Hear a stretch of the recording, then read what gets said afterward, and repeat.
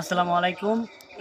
আজকে আমি যে বিষয়টা নিয়ে কথা বলবো, হাজারো সমস্যার এক দেশ, সেটা হলো বাংলাদেশ।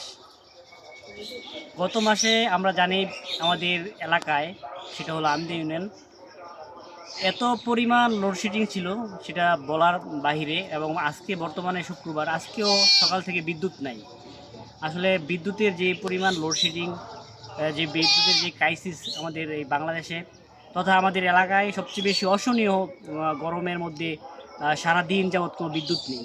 তারপরও আমার হাতে যে বিদ্যুৎ বিলটা আছে এই মুহূর্তে, আপনারা হয়তোবা খেয়াল করবেন কিনা জানি না, সেটা হলো আমাদের গতকালকে যে বিদ্যুৎ বিলটা আমাদের কাছে এসে পৌঁছায়, এবং আমার বাড়ির যে বিদ্যুৎ বিলটা সেটা আহ, একদম সারপ্রাইজিং যে প্যাকেজ মনে হচ্ছে আমার, সেটা হলো ২৯০০ এবং ৩,০০০ টাকা বিল আসছে আমাদের বাড়ির বিদ্যুৎ বিল। আসলে সারাদিনে মনে হয় ৩-৪ ঘন্টা বিদ্যুৎ ইউজ হয়, তারপরও এই ৩,০০০ টাকা বিদ্যুৎ বিল।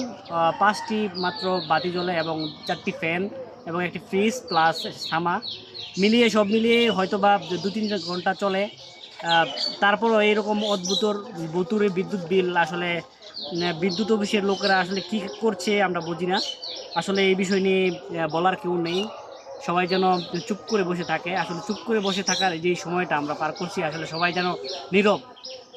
এই বিষয়ে কেউ কোনো প্রতিবাদ নেই, কেউ সোচ্চার নেই, কেউ সচেতন নেই, কেউ প্রতিবাদের কোনো তোয়াক্কা না করে বিদ্যুৎ অফিস যেভাবে আমাদের সাধারণ মানুষের উপরে চাপিয়ে দিচ্ছে তাদের অসহনীয় বিদ্যুতের চাপ, সেই সাথে যে লোডশেডিং এবং জনজীবনের বিপর্যস্ত এই অবস্থা, সেই প্রতিবাদ জানিয়ে আজকের আমি এই ভিডিওর মধ্যে বার্তা দিতে যাচ্ছি যে বিদ্যুতের যে ক্রাইসিস প্লাস যে বিদ্যুতের যে লোডশেডিং, আসলে দেশের মানুষকে শান্তি দেওয়ার জন্য যে সরকার ক্ষমতায়, আসলে তারা হয়তোবা এই বিষয়ে কর্ণপাত না করলে আমাদের এই যে পরিস্থিতি থেকে বেরিয়ে আসা উপায় নেই। এবং সেই সাথে সবাইকে প্রতিবাদ করার জন্য, একসাথে সম্মিলিত প্রতিবাদের জন্য আহ্বান জানিয়ে শেষ করছি আজকের এই ভিডিওটা।